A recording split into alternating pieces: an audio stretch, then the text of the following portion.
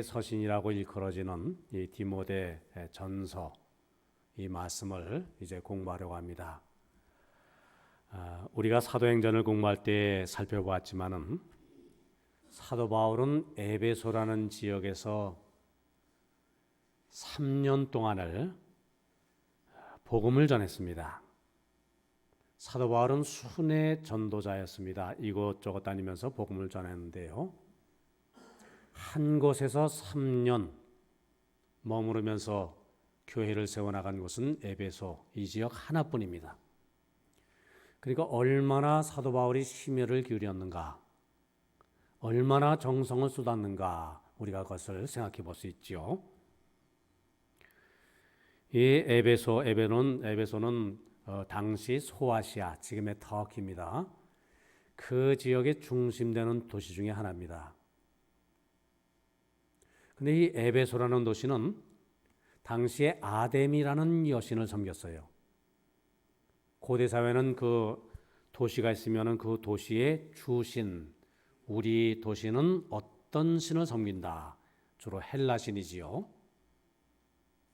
근데 이 에베소는 아데미 여신을 아주 열심히 그렇게 섬기는 도시였고요. 그리고 기독교 정통교리에서 벗어난 이단들이 횡행하던 도시였습니다.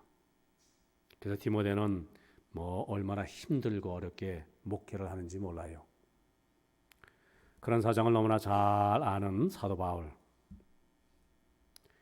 이제 디모데에게 그 에베소 교회에서 3년을 목회하다가 디모데에게 그 에베소 교회를 맡기고 그리고 다른 곳도 순회 전도 여행을 떠납니다. 가장 신뢰하는 디모데. 그러나 그 목회가 얼마나 힘든 것인가, 그것을 너무나 사도 바울은 잘 알기 때문에 이제 그 목회에 도움을 주고자 이제 디모데에게 사랑과 권면의 그 편지, 또 위로와 격려의 편지, 그 편지를 우리는 디모데 전서, 디모데 후서라 이렇게 알고 있습니다. 자, 앞으로 우리가 디모데 전서를 공부하는 데 필요한 중요한 단어가 있는데요. 그것이 바로 10절에 나오는 단어입니다. 자, 10절 우리 같이 한번 읽겠습니다. 10절 시작. 음행하는 자와 남색하는 자와 인신매매를 하는 자와 거짓말하는 자와 거짓 맹세하는 자와 기타 바른 교훈을 거스리는 자를 위함이니.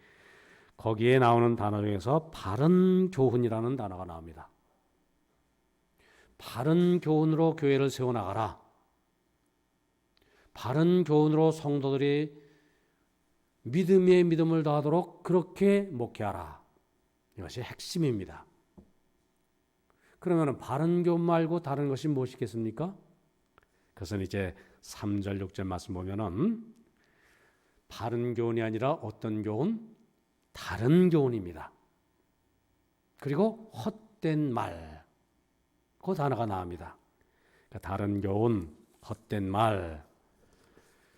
에베소 교인들이 그렇게 잘못된 것에 빠지지 않게 하고 바른 교훈 안에 머물러 있도록 그렇게 목회하라. 그 권면이 이 디모데 전서의 전체의 큰 주제입니다. 자, 그러면 구체적으로 어떻게 신앙생활을 해야 다른 교훈, 헛된 말에 빠지지 않고 바른 교훈 위에 교회가 든든히 서 나갈 수가 있는가? 그것을 쭉 말씀하고 있는 것이 이 디모데전서의 그 내용입니다. 당시 에베소 교회를 흔들던 잘못된 신앙 흔히 두 가지로 말합니다. 하나는 율법주의입니다. 또 하나는 영지주의입니다. 오늘 우리 한국 교회를 흔드는 이단과는 좀 달라요. 그렇지만은 초대교회는 이것이 엄청난 힘을 가지고 있는 그런 이단들이었습니다. 자, 율법주의. 율법주의는 뭐를 말하는 것일까요? 유대인들이 강조하는 겁니다. 정통 유대교에서는 예수님을 구주로 인정하지 않지요. 물론 그것도 율법주의입니다. 기독교 안에서도 율법주의가 있습니다. 그건 뭘까요?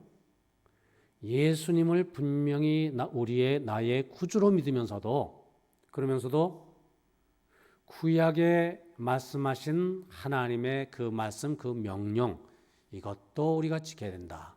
그러니까 구원은 어떻게 받는다? 예수도 믿고 율법, 말씀도 지키고 두 가지를 다 해야 된다. 근데 문제는 이 율법주의의 견해에 따르면은 그들의 주장을 그대로 이렇게 따르고자 하면은 우리 기독교는 유대교의 어떤 한 분파에 불과해요. 큰 대전제는 구약성경 토라, 그 말씀도 지키고 그리고 예수도 믿고 그렇게 되는 겁니다. 그래서 이건 잘못된 것이다. 사도 바울이 그것을 계속 말씀하고 있고요. 또 하나는 영지주의, 헬라 사상에서 나온 그 이단 종교입니다. 영적인 지식이라는 것이지요. 우리가 구원을 어떻게 받습니까? 구원을 받는 것은 인간의 최고의 목표인데 그 최고의 목표를 쉽게 구원받을 수가 있어요? 구원받기 위해서 우리가 노력해야지요. 어떤 노력을 기울여야 됩니까? 나를 구원하는 신비한 영적 지식을 내가 터득을 해야 돼요. 지식을 알아야, 구원에 이르는 지식을 알아야 그것을 내가 소유를 해야, 그래야 구원의 길에 이를 수가 있지요. 그 지식은 그런데 모든 사람에게 열려진 지식이 아니에요. 특별히 배운 사람, 특별히 훈련받은 사람, 그 사람들에게만 주어집니다. 그래서 영지주의입니다.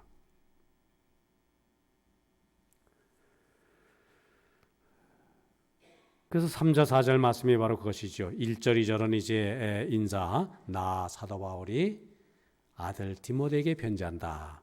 그래서 바로 다른 말씀 없습니다. 바로 단도직입적으로 주제에게 들어가는 겁니다. 그게 3절 4절이에요. 자, 우리 3절 4절 우리 한번 같이 읽겠습니다. 3절 4절 시작.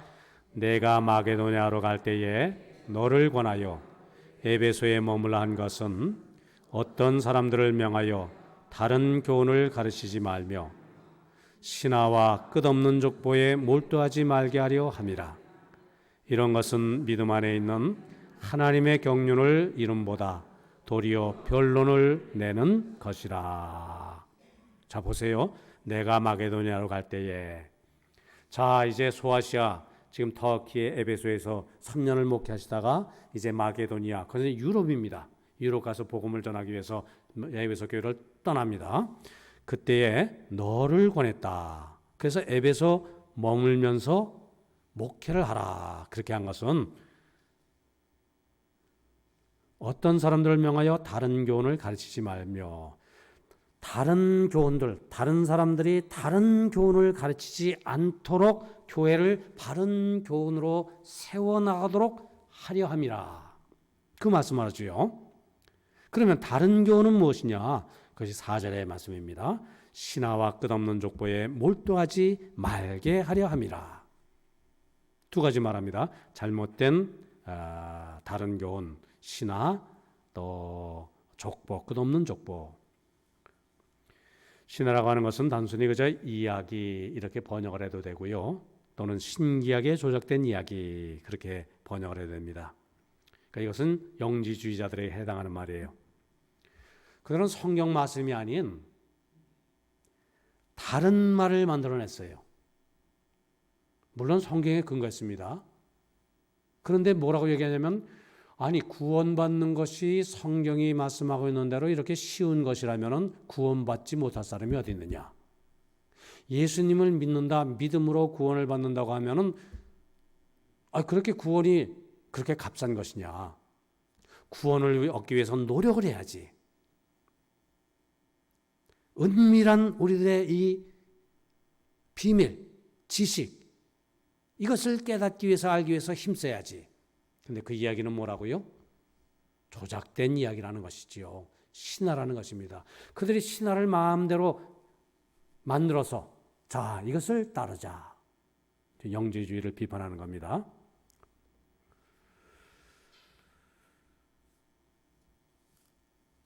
또 하나는 뭐라고요? 끝없는 족보 이야기. 이거 뭘까요? 율법주의를 말하는 겁니다. 유대인들을 배경해서 이런 족보 사상이 널리 퍼졌을 겁니다. 그러니까 우리 신앙의 핵심은 무엇일까요? 우리가 무엇을 믿어야 하는가? 신앙의 올바른 가르침은 어떤 것인가? 자, 우리를 믿음으로 굳게 세우는 그 하나님의 말씀, 진리는 무엇인가? 자, 이것에 우리가 힘써야지요. 근데 족보 이야기 뭘까요? 내가 누구의 후손인가? 이것이 그 신앙에 있어서 그들의 신앙에 있어서 더 중요한 관심사였다는 것이지요.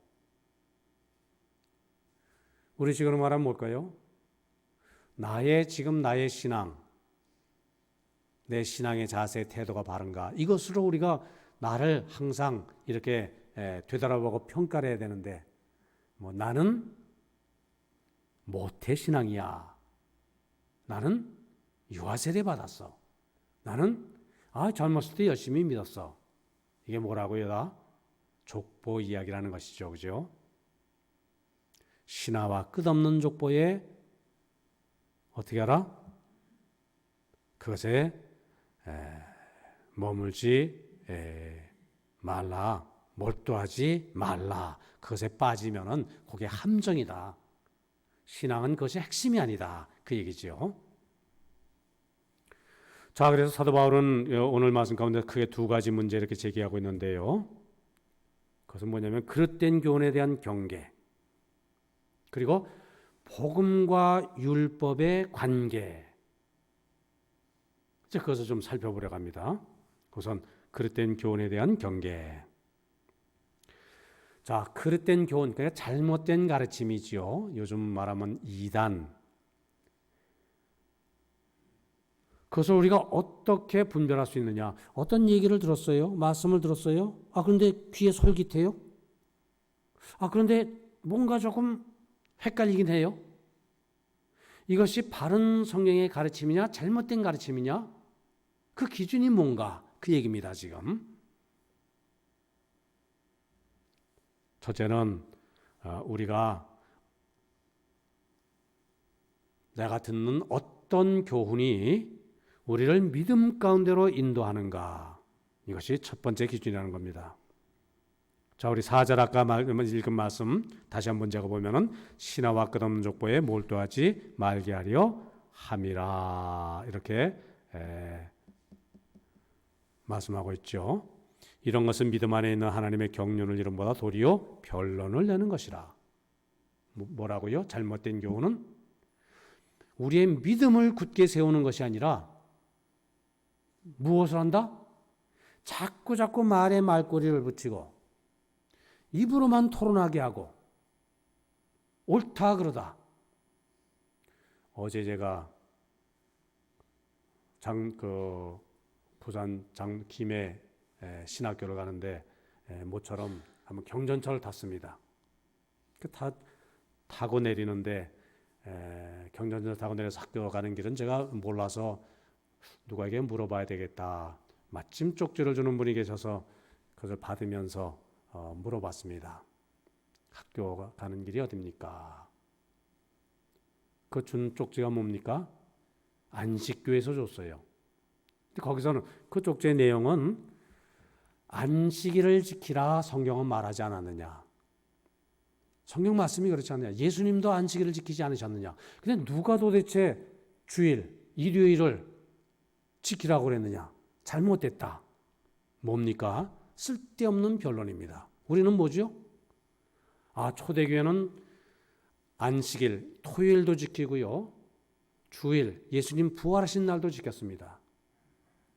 두 번 지키니까 어떻게 돼요? 반복이 되지요. 그러니까 구약의 안식일의 그 내용을 그대로 예수님 부활하신 그 날로 옮겨서 그것이 교회의 전통이 됐습니다. 그것이 맞나 틀리느냐 쓸데없는 변론입니다. 성경은 뭐라고요? 요일이 중요한 게 아니지요. 말씀하고 있는 그 핵심, 그 내용, 우리의 신앙의 자세. 근데 뭐예요? 쓸데없는 변론으로 우리를 빠뜨리는 것, 이건 잘못된 거라는 것이지요. 올바른 교리는요, 언제나 우리를 믿음 가운데로 인도합니다. 우리의 영혼을 살찌게 합니다. 그런데 어떤 가르침이든 우리의 믿음을 흔드는 것, 단지 말로만, 변론으로만, 그저 입씨름으로만 그렇게 자꾸 우리를 흔드는 것, 아무리 그 아름다운 말을 사용하고요, 아무리 은혜로운 것 같아도요, 아무리 귀가 솔깃하고 아무리 그것이 재미있는 것 같아도, 여기 함정은 뭡니까? 재미있는 것 같아도 그것도 함정입니다. 귀에는 재미있는데 내 신앙 영혼을 살찌게 하지 못해요. 그러면 그것에 너무 우리가 미혹당하면 혹 그렇게 빠지면은 그것도 잘못된 것입니다. 자, 그릇된 교리를 분별할 수 있는 가장 중요한 첫 번째 법은 뭐라고요? 이 가르침이, 자, 우리가 어떤 얘기를 들었어요? 어떤 설교, 누가 토론했습니다. 그것이 나를 바른 믿음으로 인도하는가? 그러니까 나를 믿음 위에 믿음을 더하는가? 나로 하여금 하나님을 더욱 신뢰하고 나를 향한 하나님의 선하시고 기뻐하신 뜻이, 온전하신 뜻이 무엇인지 나로 하여금 분별토록 그렇게 돕고 있는가? 그렇지 않으면은 내가 신뢰하는 하나님으로부터 나를 멀어지게 하는가? 자꾸 마음속에 의욕만 생기게 하고 입에 토론만 잡고 토론의 꼬리에 꼬리를 물고 그런 엉뚱한 길로 나를 빠지게 하는가? 자, 두 번째, 그릇된 교훈에 대한 경계, 우리의 삶의 변화와 덕을 세우는 일로 인도하는가? 그 5절 말씀입니다. 5절 말씀의 앞부분의 말씀. 자, 우리 5절 말씀 우리 같이 읽겠습니다. 시작. 이 교훈의 목적은 정결한 마음과 선한 양심과 거짓이 없는 믿음에서 나오는 사랑이거늘. 교훈의 목적, 바른 교훈의 목적은 뭐라고요? 우리를 어떻게 세우는 거라고요? 청결한 마음을 갖게 하는 겁니다. 선한 양심으로 살도록 하는 겁니다. 거짓 없는 믿음으로 우리를 서도록 하는 것. 이단은요, 관심이 우리의 삶의 변화, 덕스러운, 그러니까 남에게 유익이 되는 그러한 그리스도인의 향기를 바라면서 살게 하는 것, 그것에 별로 관심이 없어요. 단순히 우리로 하여금 교리 변론의 문제, 그것을 자꾸 부추기는 거예요. 너희가 잘못됐어. 교회는 잘못되었어. 너 이거 배웠어? 이거 알아? 삶과 관계가 없어요. 교리에 대한 싸움이에요. 근데 그건 잘못된 교리입니다. 그것도 게다가 우리는 말씀을 공부하는 이유는 뭐예요? 성경을 읽는 이유는 뭐예요? 나를 변화시키기 위해서죠. 말씀 앞에 선 나. 그래, 이제는 이렇게 살아야 되겠구나. 이렇게 사는 것이 내가 선한 양심을 가지고 또 바른 믿음 위에 믿음을 더하는 생활이 되겠구나. 그 거울로 지침으로 우리가 성경 말씀을 공부하는 것 아닙니까? 근데 잘못된 가르침 뭐예요? 우선 변론하려고 합니다. 싸우려고 합니다. 우리 믿음이 잘못되었다고 먼저 시비 거는 일로부터 시작해요. 그건 잘못된 겁니다. 성경의 말씀, 성경의 교리는요, 지식의 차원에서 끝나면 안 됩니다. 그건 잘못된 겁니다. 우리 성경 공부를 할 때 제일 중요한 것은 단순히 내가 신앙의 지식만을 채우는 것, 이것으로 끝내서는 안 됩니다.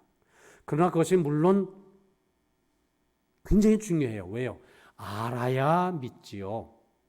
알아야 바른 신앙에 내가 거하지요. 문제는 아는 것에 그 자리에서 끝나는 것, 그것이 문제지요. 성경 공부가 우리의 삶, 우리의 인격에 어떤 변화를 가져오느냐, 여기에 초점이 맞춰져야 합니다. 셋째, 그래서 우리를 사랑으로 인도하는가. 자, 아까 읽은 5절 말씀의 마지막 말씀 뭐죠? 거짓이 없는 믿음에서 나오는 무엇이거늘? 사랑이거늘. 우리를 사랑으로 인도하는가? 저 교훈이 잘못된 교훈인가? 바른 교훈인가? 기준이 뭐라고요? 사랑의 교훈이다. 사랑이 기본이 돼야 마음도 청결한 마음이 되죠. 양심도 선한 양심을 갖게 되죠. 믿음도 거짓이 없는 믿음이 됩니다. 하나님의 모든 가르침의 결론은 뭐라고요? 사랑. 사랑은 율법의 완성. 근데 이단은 어떻게 합니까? 사랑하게 안 만들지요. 교회를 피방하게 만듭니다. 믿는 이들을 미혹해서 미움의 영으로 그렇게 사람을 변화시켜요.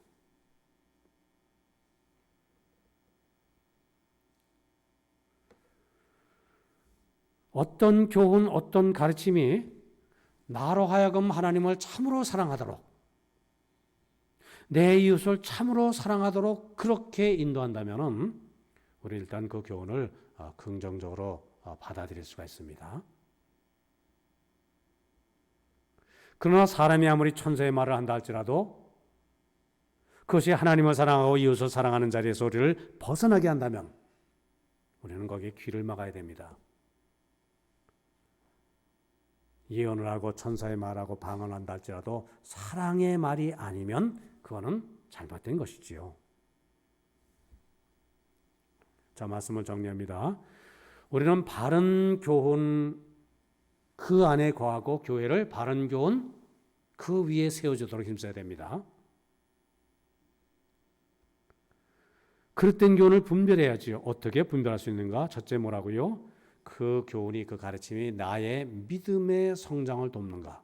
둘째, 내 삶을 바르게 세워나가고 있는가? 셋째, 나로 하여금 사랑의 사람 되게 하는가? 자, 그렇지 않고 나를 불신으로 인도하고요. 단순히 그저 변론, 그저 이론으로 인도하는 것. 그리고 주님을 사랑하는 자리에서 벗어나게 하는 것. 그럼 누구를 사랑해요? 그 자리에? 그 교주가 들어갑니다.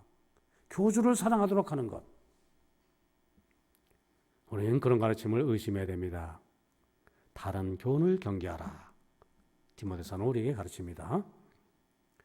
자, 우리가 이 바른 교훈의 자리에 서야 함과 동시에 또 한 가지 율법과 복음과의 관계. 우리가 이해를 해야 됩니다. 5절 이하의 말씀 보면은 그것을 사도 바울은 율법주의자들을 경계하라 그렇게 교훈하고 있습니다. 자, 7절 말씀 우리 한번 읽겠습니다. 7절 말씀 시작. 율법의 선생이 되려 하나 자기가 말하는 것이나 자기가 확증하는 것도 깨닫지 못하는도다. 이 말씀 미뤄볼 때 그리스도인들이 이 율법주의자들에게 마음을 빼앗기고 미혹당하고 있음을 우리가 알 수가 있습니다. 이제 본문 말씀을 조금 더 잘 살펴보면 그 당시 율법주의자들의 세 가지 잘못을 지적을 할 수가 있습니다. 첫째, 그들은 읽은 말씀 선생의식을 가졌지요. 유대인들의 최대의 명예는 랍비라고 일컬음을 받는 겁니다. 랍비, 선생이지요. 최고의 명예로 여겼습니다. 근데 성경은 선생이라는 말을 이게 썩 항상 좋은 의미로만 사용하고 있는 것은 아닙니다.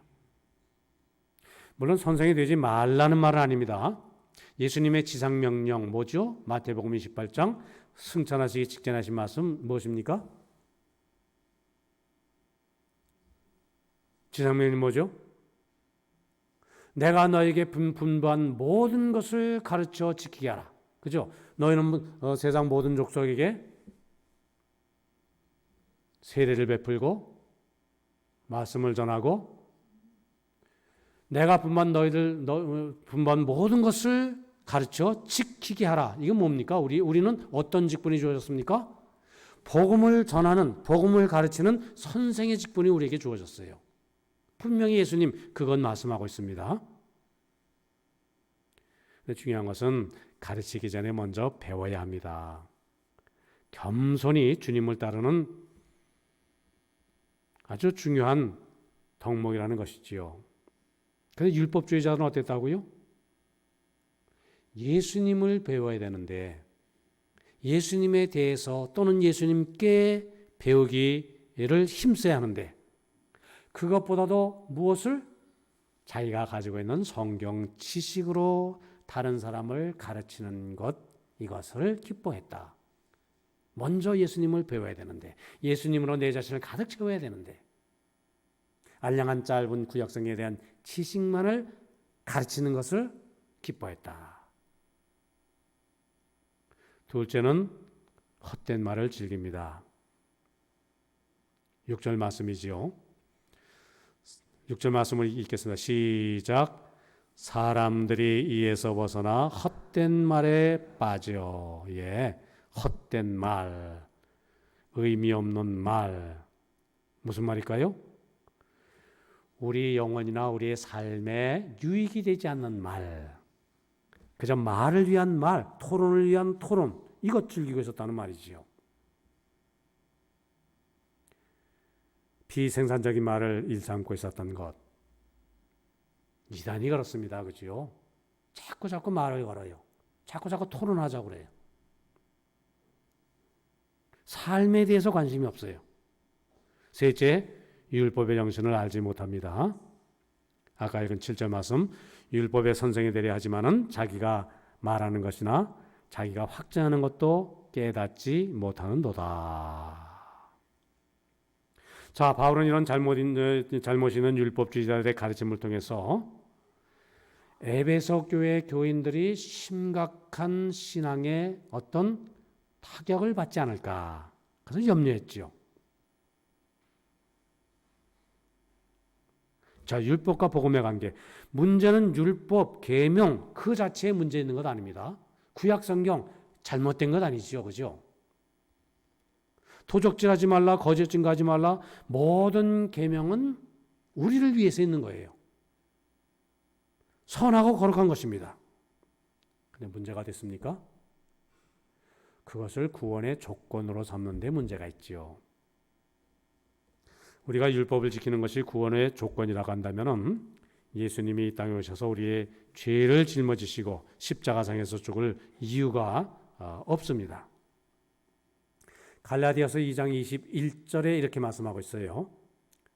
내가 하나님의 은혜를 피하지 아니하노니 만일 의롭게 되는 것이 율법으로 말미암으면 그리스도께서 헛되이 죽으셨느니라. 그렇죠. 바로 이 말씀이 우리 기독교가 다른 도덕적인 교훈이나 도덕적인 종교와 다른 점을 분명히 말해주고 있죠. 구약의 말씀, 구약의 율법, 이것이 우리에게 필요 없는 것이 아닙니다. 그것이 소중하지 않은 것이 아닙니다. 그런데 그 자체가 우리를 구원하는 것은 아니다. 그것을 지켜 행함으로 우리가 구원받을 수 있는 것이 아니다. 구원은 오직 예수 그리스도로. 그러면 율법은 어떻게 봐야 됩니까? 율법이 필요 없습니까? 아니지요. 구원받은 하나님의 백성 천국 시민이 되었으니 천국 시민은 어떻게 살아야 된다? 그래, 율법을 지키면서 율법을 사랑하면서 살아야 되겠다. 그게 율법의 자리입니다. 율법의 자리가 예수님의 자리에 있으면 안 되지요. 율법을 통해서 우리가 죄의 문제를 깨닫고요. 그리고 5장 십자가 앞에 와서 나의 죄를 담당하시고 보배로운 피를 흘리신 구속자가 되시는 예수 그리스도 주님을 우리가 바라봐야지요. 예수님께서 십자가상에서 이루어놓으신 그 구속의 사역만이 우리가 주님 앞에 의롭다 하심을 얻을 수 있다. 이것이 복음의 핵심이죠. 그리고 그 다음에 율법은 뭐라고요? 신학적으로는 율법의 제3사용, 율법의 세 번째 기능이에요. 그게 뭐예요? 구원 얻은 우리들은 이제 뭐예요? 하나님의 백성답게 사는 길로 말씀을 보아야 된다.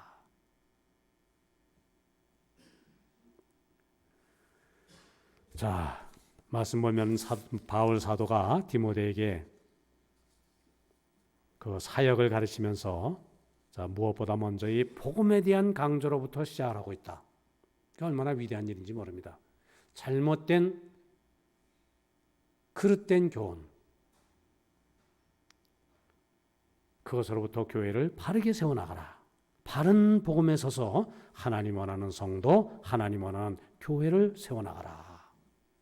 우리가 계속 디모데전서 말씀을 통해서 그 말씀의 핵심, 진리의 그 핵심을 우리가 디모데전서를 통해서 계속 우리 살펴보는 수요 예배 시간 이렇게 되기를 바랍니다. 자, 교회 소식 주보를 참고하시기 바랍니다. 이번